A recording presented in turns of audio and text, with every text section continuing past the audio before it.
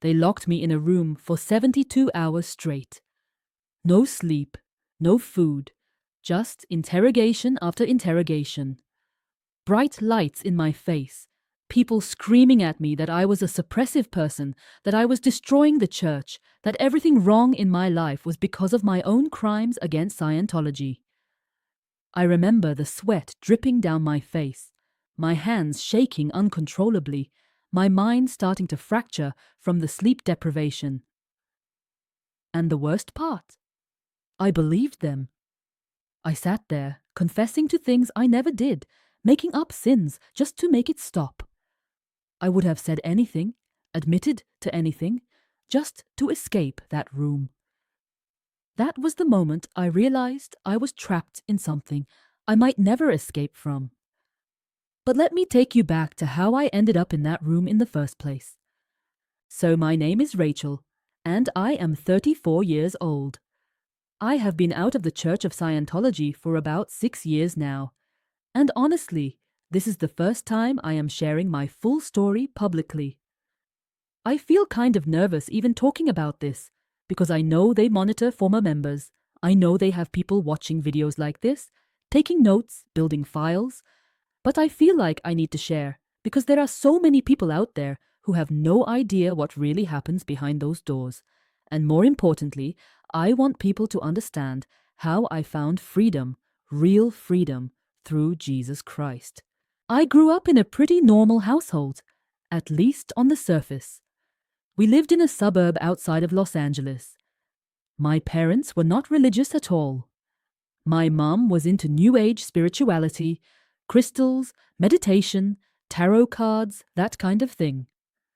My dad was basically an atheist who believed in science and logic and thought religion was for weak-minded people. So I was raised with this idea that spirituality was something you figured out on your own, that there was no absolute truth, just whatever worked for you personally. Looking back, I think that upbringing left me vulnerable. Because I never had a solid foundation, never had anything to anchor myself to. I was floating through life, searching for meaning, searching for purpose, searching for something I could not even name. And when you are searching that desperately, you become an easy target. When I was about 19 years old, I was going through a really difficult time. I had just dropped out of college because I could not figure out what I wanted to do with my life. I was working at a coffee shop in Hollywood, making minimum wage. I had just gone through a terrible breakup with my boyfriend of 2 years, who told me I was too needy, too emotional, too much of everything. His words just confirmed what I already suspected about myself, that something was fundamentally wrong with me. And I remember feeling this deep emptiness inside of me. It was like a physical sensation, this hollowness in my chest that never went away. No matter what I did, no matter who I was with, there was this void that I could not fill. I tried filling it with partying, with dating, with buying things I could not afford. Nothing worked. I felt like I was missing something essential, but I had no idea what it was. One day, I was walking down Hollywood Boulevard on my lunch break. This woman stopped me, probably in her late 20s, blonde hair, huge smile. She asked me if I wanted to take a free personality test. She said it would help me understand myself better. I thought, why not? I had nothing better to do, and she was so warm and welcoming that it felt like running into an old friend. So I followed her into this building that turned out to be a Scientology center, the Church of Scientology of Hollywood. It was this big, fancy building with marble floors and pictures of L. Ron Hubbard everywhere. And that was the beginning of everything. The personality test was like 200 questions. Things like, do you often feel anxious for no reason? Do you have trouble making decisions? Do you feel like people do not understand you? After I finished, they took about 20 minutes to analyze my results. When they came back, they had this very serious expression.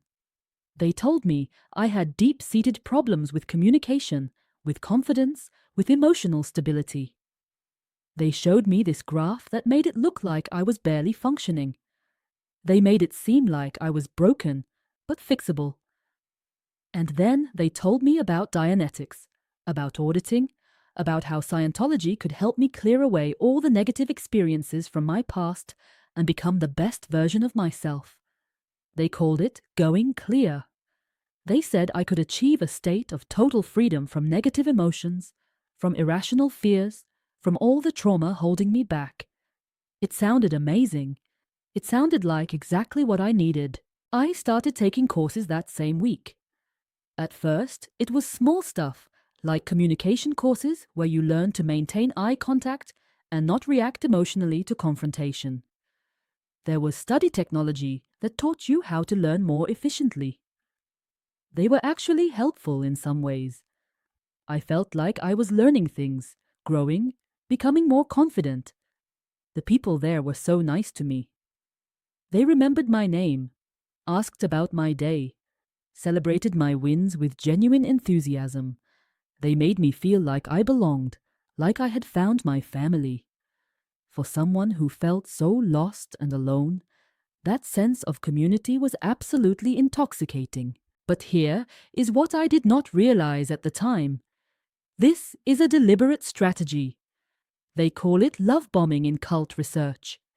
You overwhelm the new recruit with attention and affection and belonging. You make them feel more special and more loved than they have ever felt before.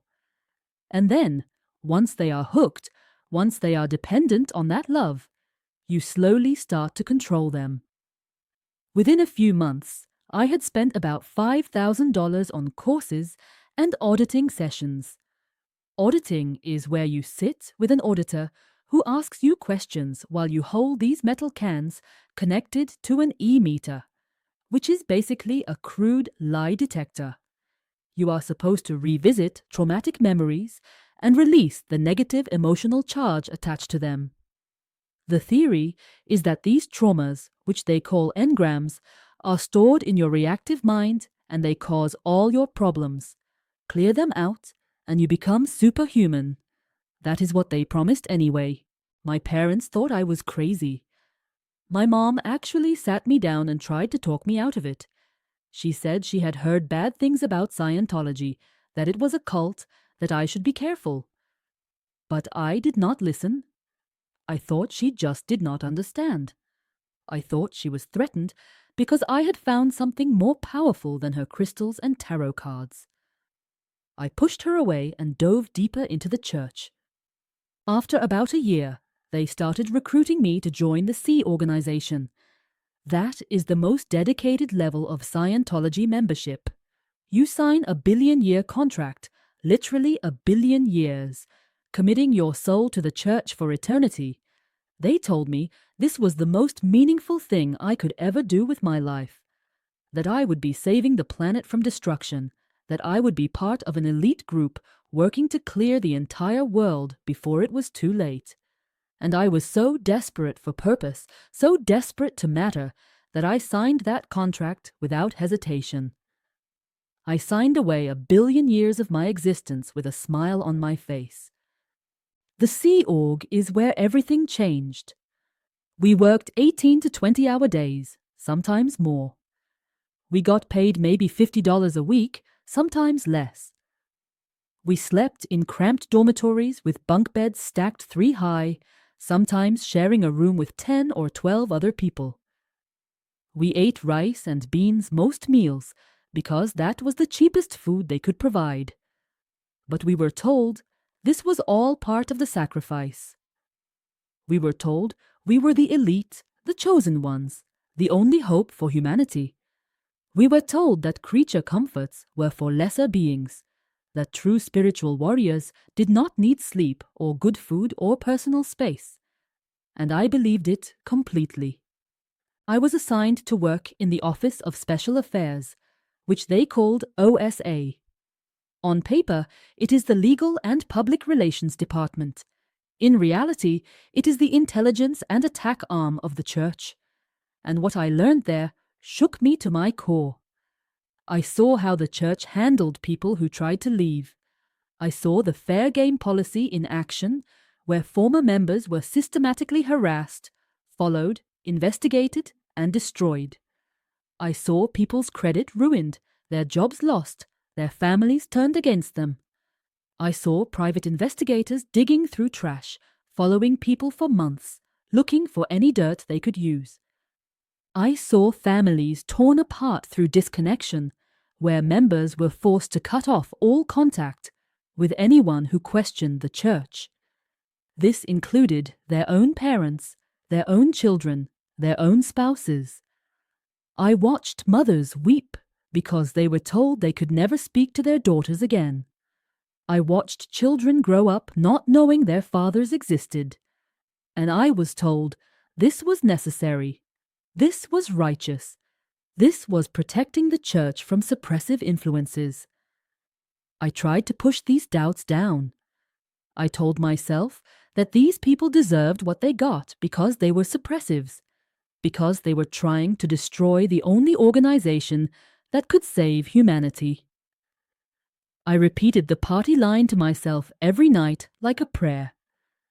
But the doubts kept growing, especially when I started to notice things that did not add up. I remember one time we had a woman come in who was having a complete mental breakdown. Her name was Sarah, and she was maybe 25 years old. She was crying uncontrollably, shaking, talking about wanting to end her life. She kept saying she could not do it anymore, that the pressure was too much, that she just wanted to go home to her family. Instead of getting her professional help, they put her in a room and made her do auditing for hours and hours. They called it a locational, where you just walk around pointing at things saying what color they are to ground yourself in present time. But this woman needed real psychiatric help. She needed medication, she needed a doctor. And Scientology is so against psychiatry, so convinced that psychiatrists are evil suppressives trying to destroy humanity, that they just let her suffer. That woman disappeared a few weeks later.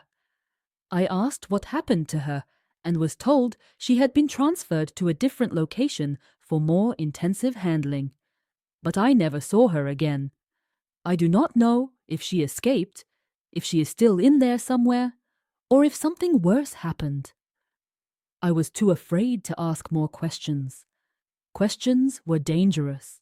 The first time I seriously questioned everything was when I found out about Xenu. If you do not know, this is the secret story that Scientologists only learn after they have spent hundreds of thousands of dollars reaching the upper levels of the bridge. They call it OT3, Operating Thetan Level 3. The story is that 75 million years ago, an evil galactic overlord named Xenu ruled a confederation of 76 planets. There was overpopulation, so he brought billions of aliens to Earth, which was called Tigiak back then. He transported them in spacecraft that looked exactly like DC-8 airplanes. He stacked them around volcanoes and blew them up with hydrogen bombs. Their spirits, called body thetans, were captured and brainwashed with implants about Christianity and other religions. Now, these body thetans attach themselves to humans and cause all of our problems. When I first read this on the confidential materials, I thought it was a joke. I literally laughed out loud. I looked around the room expecting someone to tell me this was some kind of test to see how gullible I was. But then I realized everyone around me was completely serious. They believed this with their whole hearts. And I had to pretend I believed it too, because if I expressed any doubt, I would be sent to ethics and possibly declared a suppressive person. That night, I cried myself to sleep in my bunk. I had given years of my life, all of my money, all of my relationships to this organization. I had signed a billion-year contract. And now I was finding out the secret doctrine was about aliens and volcanoes and galactic overlords and DC-8 airplanes. I felt so foolish, so betrayed, so utterly lost. But I also felt trapped, because how could I leave when leaving meant losing everything. But leaving was not an option. Not yet. You have to understand that when you are in the Sea Org, they control everything. They take your passport and lock it away.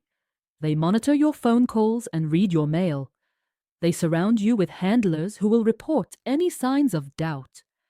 And the psychological conditioning is so deep that you genuinely believe leaving means eternal spiritual death.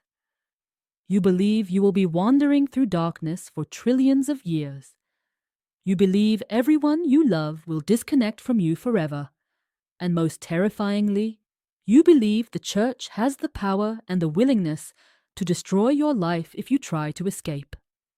I spent another 3 years trying to convince myself to stay. I threw myself into the work, hoping that if I just worked hard enough, studied hard enough, audited enough hours, the doubts would go away. I became a true believer on the outside while dying on the inside. That emptiness I felt before joining was nothing compared to the emptiness I felt now. Because now I knew the truth, and the truth was that I had been lied to. I had wasted my youth. I had given everything to a scam. The breaking point came when they put me in that room, the one I mentioned at the beginning. It is called the Rehabilitation Project Force, or RPF. Basically, it is a prison camp for Sea Org members who are considered problematic. Someone had reported me for making a comment during dinner that suggested I did not fully agree with church leadership. I had said something like, "I wonder if there is a better way to handle this." That was enough. Those 7 words were enough to get me sent to the RPF. For 72 hours, they interrogated me in what they call a security check. They used the E-meter and demanded I confess every crime, every doubt, every negative thought I had ever had about the church or its leadership. They asked me about every person I had ever talked to, every website I had ever visited, every book I had ever read. They wanted to know if I had been contacted by journalists, by former members, by anyone who might be an enemy. They screamed at me that I was a degraded being, that I was evil, that I was destroying everything good. They told me my eternal future was at stake.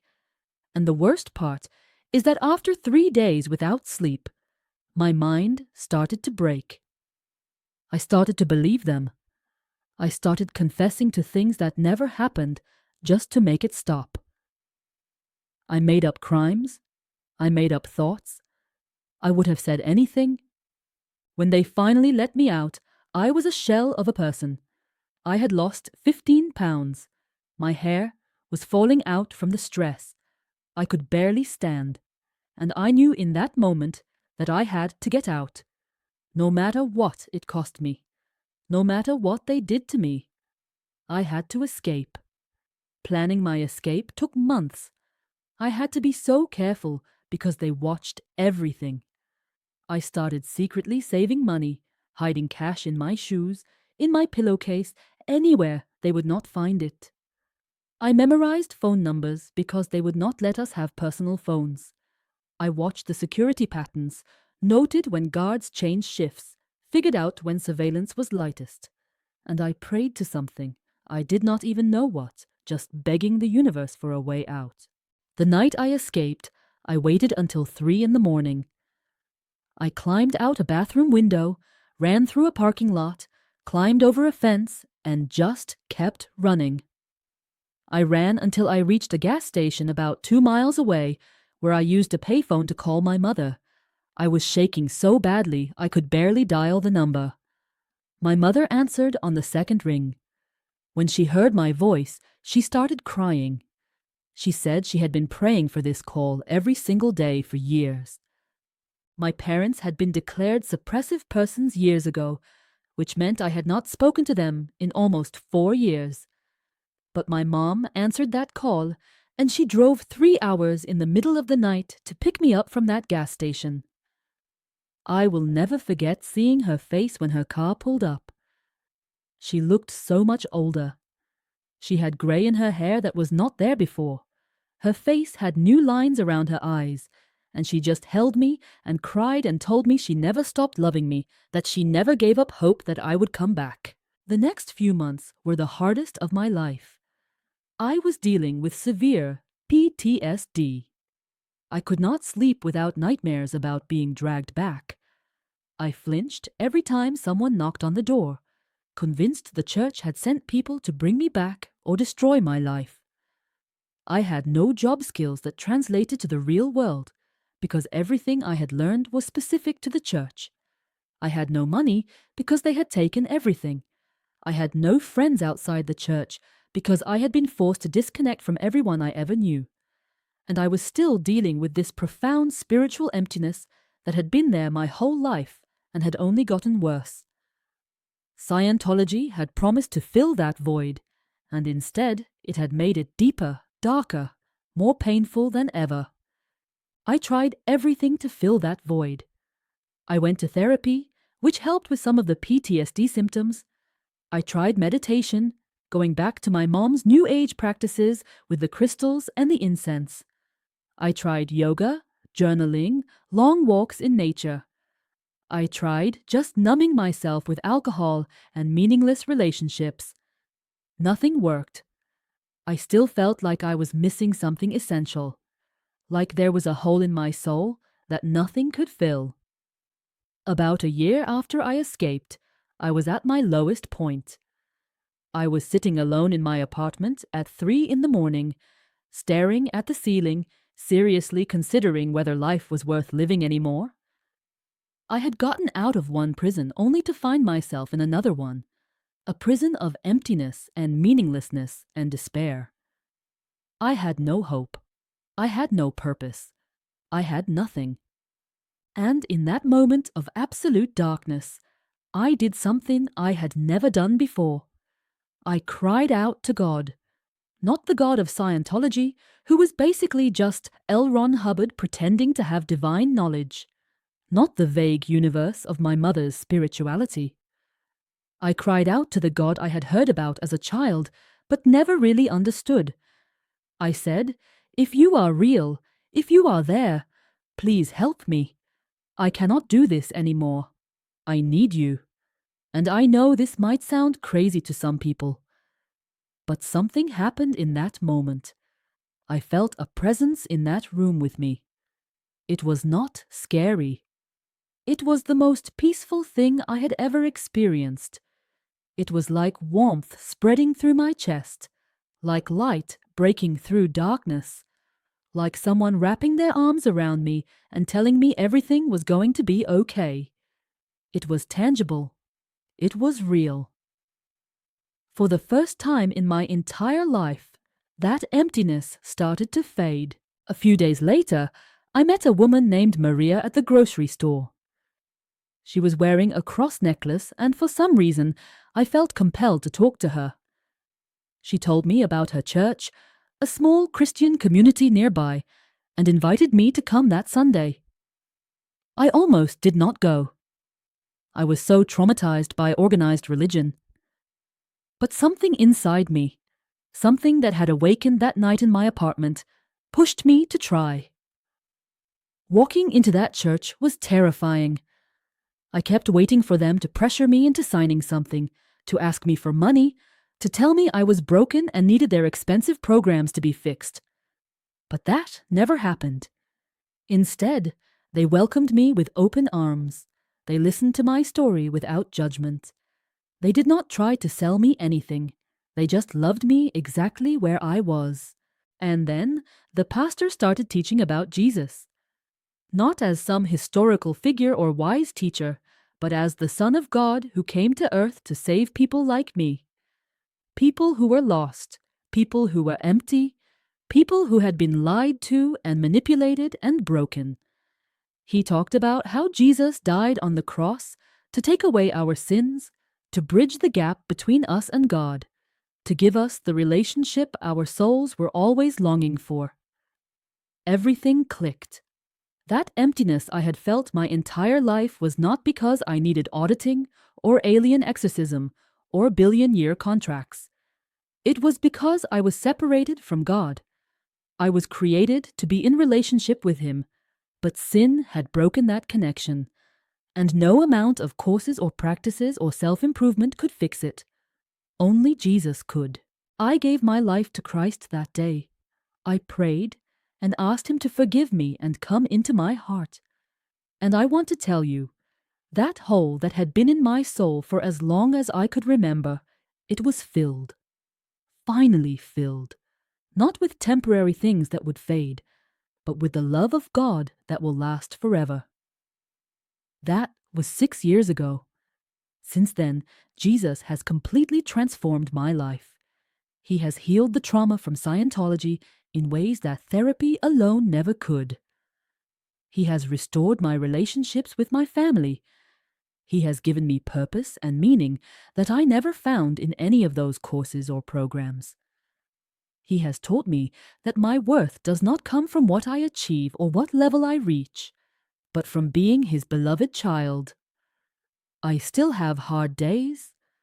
The psychological damage from those years does not just disappear overnight. But now I have hope. Now I have peace. Now I have someone who loves me unconditionally and will never abandon me no matter what.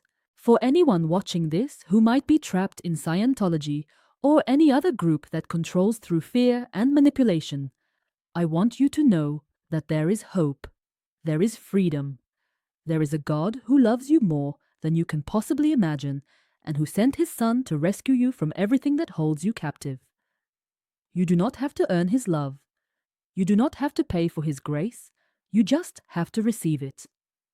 And for anyone who has never understood Christianity, who maybe thinks it is just another controlling religion, I want you to know that Jesus is different. He does not demand billion-year contracts. He does not threaten you with spiritual death if you leave. He does not tear families apart or harass people who disagree. He simply loves. And His love changes everything.